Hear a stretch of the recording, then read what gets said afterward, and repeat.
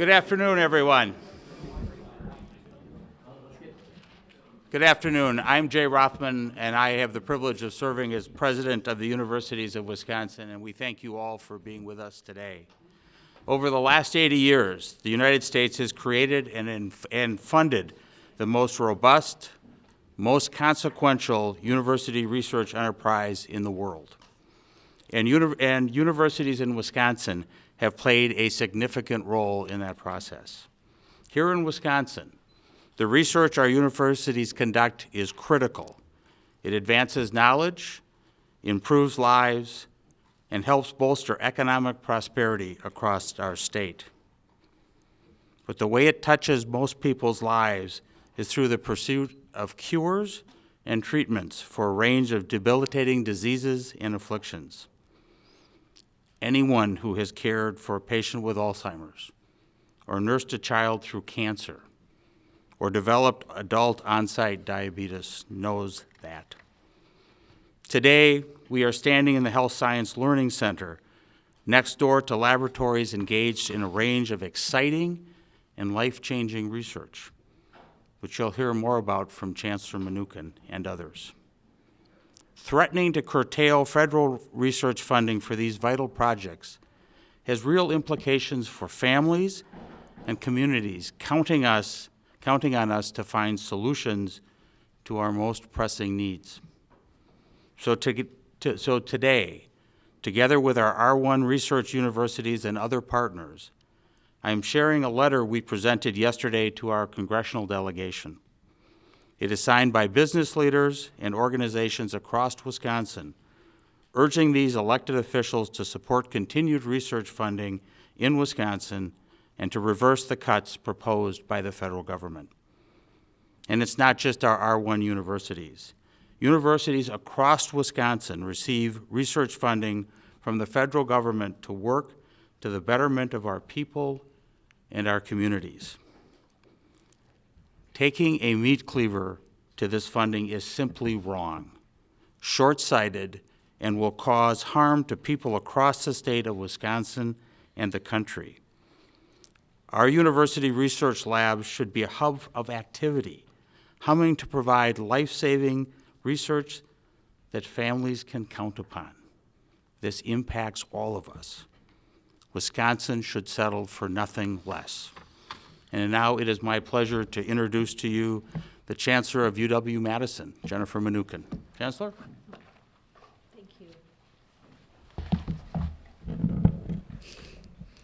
Thank you, President Rothman, for your remarks and for your support and leadership for our incredible universities that educate and serve Wisconsin and the world. And thank you to our supporters and partners who have joined us today. Here in this building, we're training future doctors, scientists, and other medical providers. Nearby, campus researchers are leading a major grant from the National Institutes of Health to unlock the mysteries surrounding Alzheimer's disease in a quest for better treatments and ultimately a cure. That's just one critical example of the tremendous research efforts taking place all across this campus. Joining us today is Professor Sterling Johnson, a clinical neuropsychologist and leader of a landmark study called the Wisconsin Registry for Alzheimer's Prevention, one of the world's largest and longest-running studies of individuals at risk for Alzheimer's disease. Joining him is one of the 1,700 individual volunteer participants, Sigrid Knuti, who will also speak. Thank you both for being here and for your commitment to this work. This research, like so much research on our campus, builds on decades of critical innovation, discovery, and expertise. UW-Madison research has translated into billions and billions of dollars in economic impact for our state and many thousands of jobs, including over 400 UW-related startup companies in Wisconsin that help to improve lives. These companies are tackling everything from blindness to improved survival rates for surgery patients. In fiscal year 2023, every dollar of NIH funding across the country generated around $2.46 of economic activity. This research fuels invention and discovery and fuels the economy here in Wisconsin and across our country. Indiscriminate reductions in research funding, like those we're facing right now, pose significant risk to our state and our nation's future. These cuts harm our ability to make critical life-saving discoveries and to train our students to be global leaders. They will also damage our nation's innovation economy and our international competitiveness. Let's work together to protect and preserve the vital research work around us that's poised to make critical new discoveries and save lives here in Wisconsin and all across the nation. With that, I'm pleased to introduce Professor Sterling Johnson to discuss the Wisconsin Registry for Alzheimer's Prevention Study. Thank you.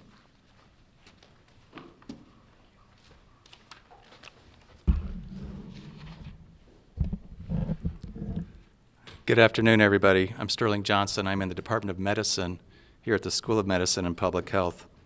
I'm one of the leaders in the Alzheimer's program here. In addition to running the Wisconsin Registry for Alzheimer's Prevention, I'm part of the Wisconsin Alzheimer's Disease Research Center, which is an NIH-funded entity that provides the glue for much of the research that we do on our campus. Alzheimer's disease affects 7 million across our country. Here in Wisconsin, there's about 120,000 people who are at the dementia phase of Alzheimer's disease. It's the 7th leading cause of death, and it's certainly it is the only disease in the top 10 causes of death that continues to rise at an extraordinary rate. By 2040, we anticipate the numbers that I just mentioned will be 44% higher. And I wanted to give you an idea of the way that UW is having an impact on this disease. As I mentioned, the Alzheimer's Center is providing a lot of the glue. It's helping us train the next generation of scientists who will be facing the future iterations of this disease.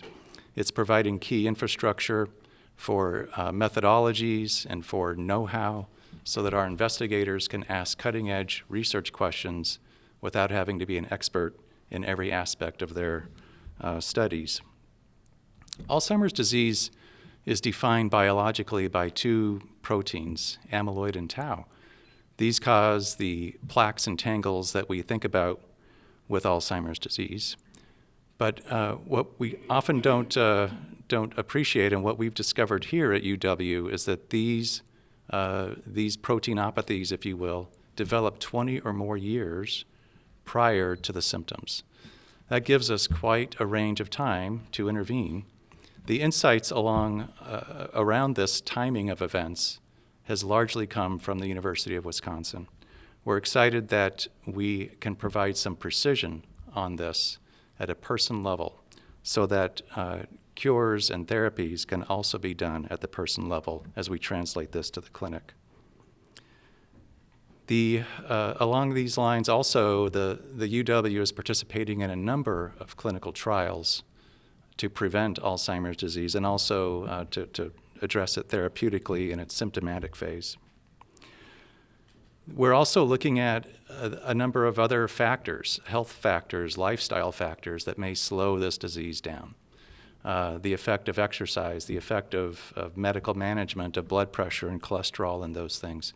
We know from research done here that health and lifestyle optimization won't necessarily stop plaques and tangles from forming, but they will slow down the symptoms that eventuate from this disease. I want to mention 2 ways that the Alzheimer's centers and the Alzheimer's programs around the country are collaborating. One is a consortium of all 36 Alzheimer's centers across the country. These are all NIH-funded entities that are now working together as a consortium to understand the impact of other etiologies besides Alzheimer's on eventual symptoms. It's called the Consortium for Clarity in Alzheimer's Disease Research Through Imaging, and it's a testament to these NIH-funded entities' willingness to work together and create solutions faster so that we can respond to the current public need of this disease. The other one I want to mention is a Down syndrome consortium that the University of Wisconsin is highly involved with and leading many aspects of this at the Weissman Center across the street.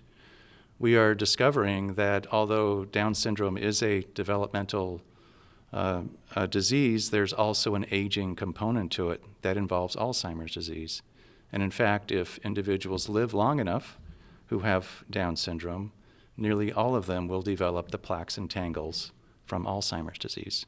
So this kind of insight would not be possible without the incredible infrastructure and imaging and biomarker capabilities that the university provides. I wanted to go back to the RAP study and let you know that this study has been NIH funded since 2006. The longitudinal data that we are collecting is being shared all across the world. It's providing key insights, and it's now speaking louder than ever as a study and as a data set because we have all of this longitudinal data that we are sharing across the world. One of our participants is here, and I want to introduce her. Sigrid Knuti is a longtime participant in the study. She joined in 2005. You may have also seen her in the documentary on RAP called Determined. She's one of the 3 women in that documentary that describe their story and explain how this disease has impacted them. I'm so proud of Sigrid for her long-time commitment to the study, and I want to introduce her to you now. Sigrid. I was asked to speak about why I was in the study. Well, I'm in the study because I'm a woman, and therefore I have a 50% chance, higher rate of having Alzheimer's than a man. I'm also in it because I'm a daughter of someone who had Alzheimer's, which increases my risk. Not only did my mother have Alzheimer's, but her cousin, who was a first cousin twice because brothers married sisters, so they're very closely related genetically, also died of Alzheimer's, and most likely their grandmother because her death certificate states hardening of the arteries, and they described her as being childish as she got older. Over the last 20 years, I've participated in a number of NIH-funded studies. I have had cognitive tests, MRIs, PET scans, spinal taps, and even an endurance test on a treadmill. I've also served on the first advisory board where I had the opportunity to actually see the research coming together in a coherent process and showing a path to treatment and to prevention. I've also been inspired by these studies and have adjusted my lifestyle to pursue my mental health, my brain health. I exercise, I participate, I eat the mind study. I don't know if you're familiar with that. It's very close to the Mediterranean diet, but it has a little differences. Anyway, I really feel like I've been honored to be a part of this. It's so big, it's so important, and it's very hopeful. I don't know if many of you have seen or met or know anyone who's been in the last stages of Alzheimer's, but I will tell you, it is not very pretty. You don't just lose your memory. Your brain is failing. You can't walk. You can't talk. You can't swallow. And the late stages of Alzheimer's generally requires 24/7, 24 hours a day, 7 days a week care. And usually not one caregiver can deal with this person, and it often requires nursing home care, which is extremely expensive.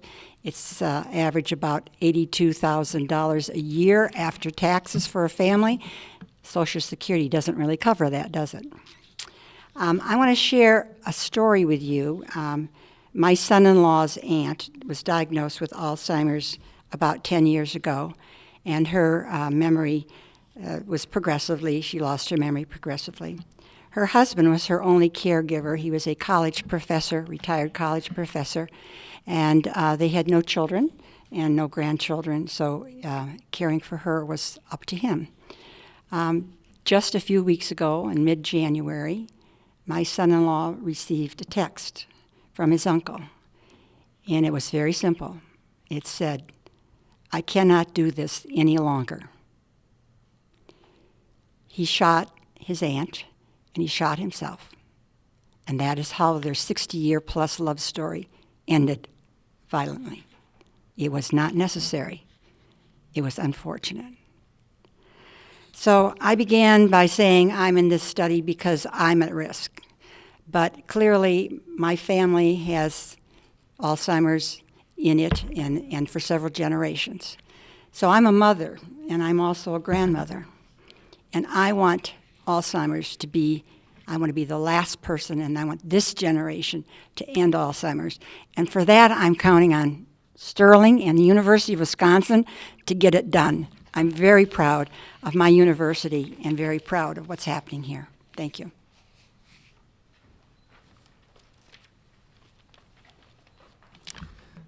Thank you, Sigrid. I'd like to now turn this over to Professor Karyn Frick from the University of Wisconsin-Milwaukee, who is a professor of psychology and chair in the neuroscience area. Professor Frick.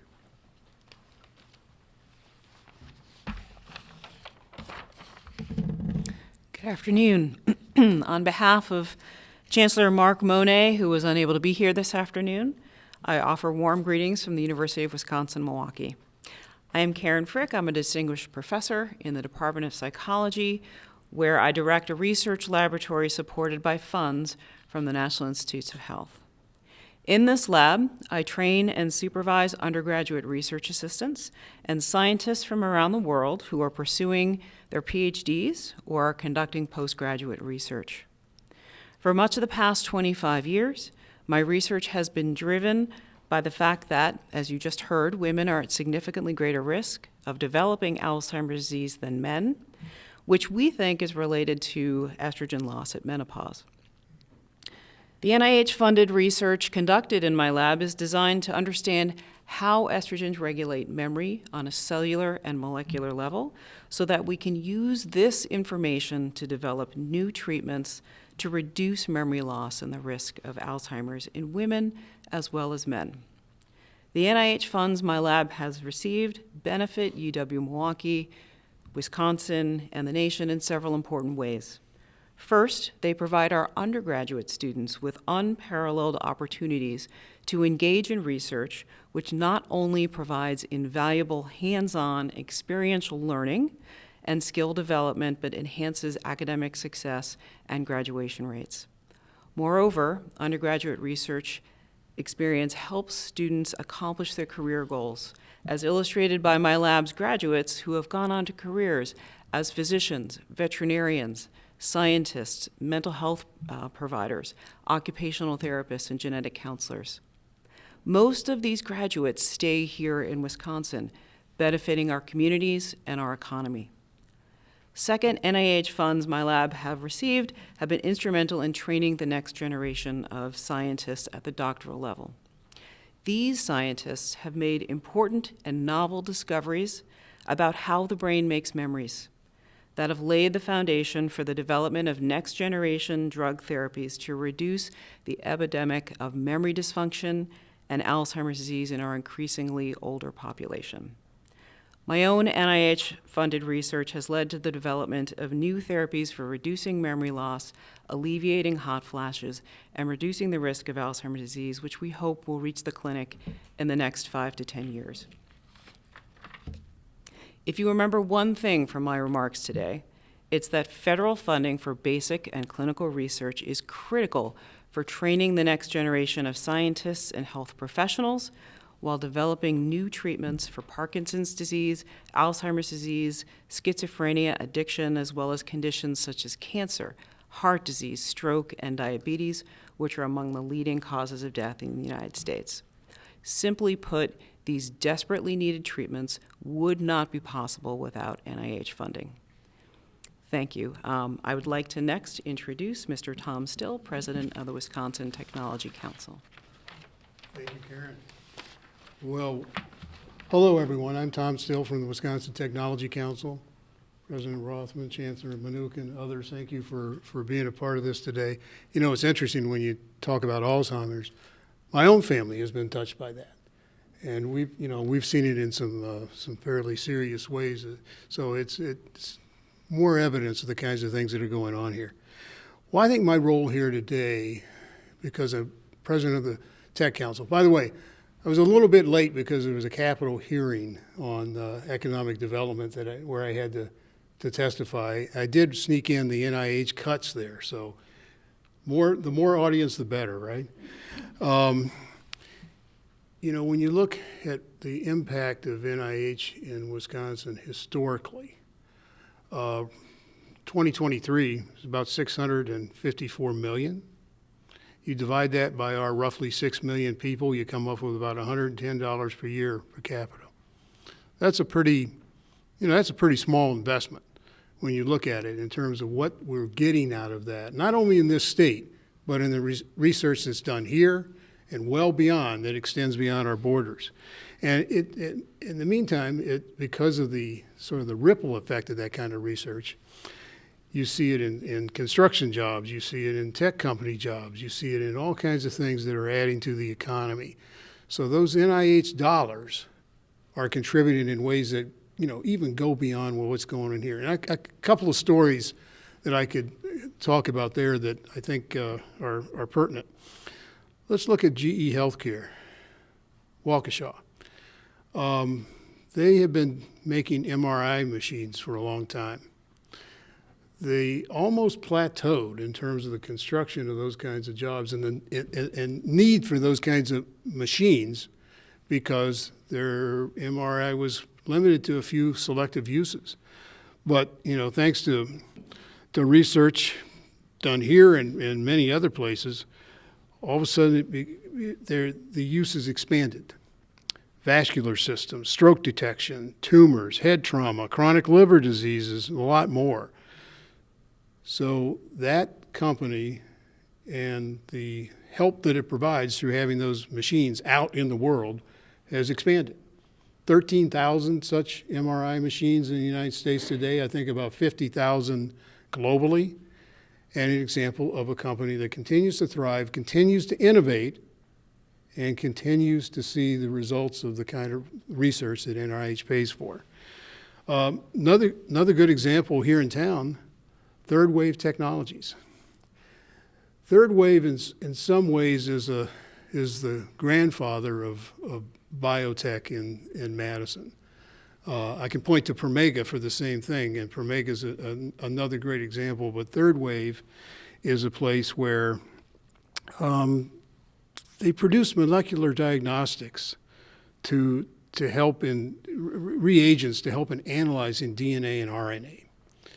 And so it became really important as they moved along. And by the way, you can go back in time and you could look at some of the researchers here at the UW. You can go back to Howard Timmon and his Nobel Prize winning work years ago.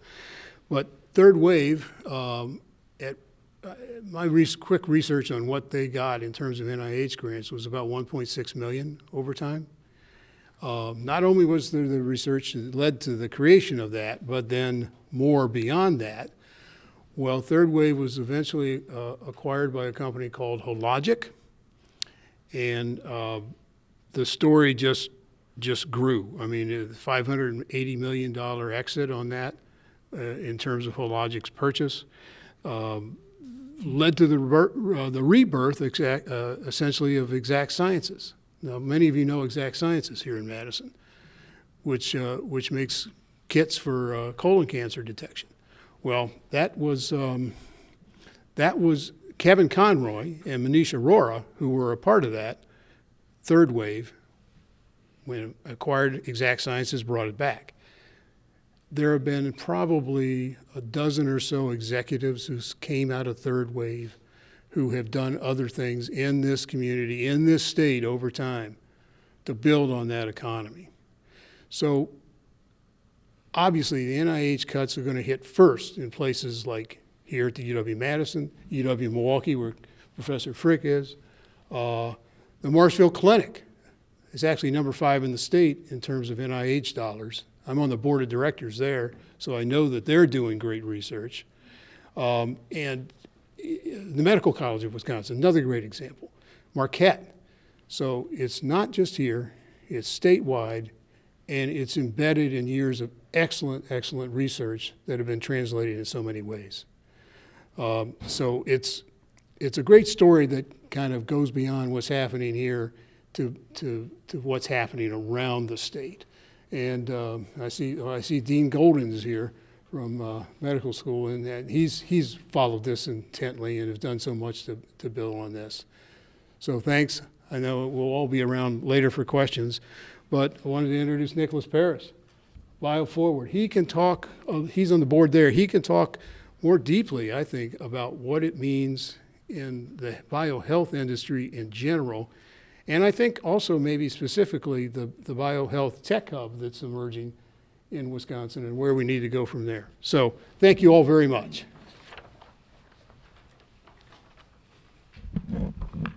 Thank you, Tom, for the great introduction. I'm Nicolas Paris. I'm chair of BioForward Wisconsin, the voice of biohealth industry in Wisconsin through its 250 members. And as Tom mentioned, yes, we are the governance body for the newly created Tech Hub. Biohealth industry in Wisconsin, it's a national leader, driving innovation and economic growth, but also contributing, of course, to health outcomes. We had plenty of examples today.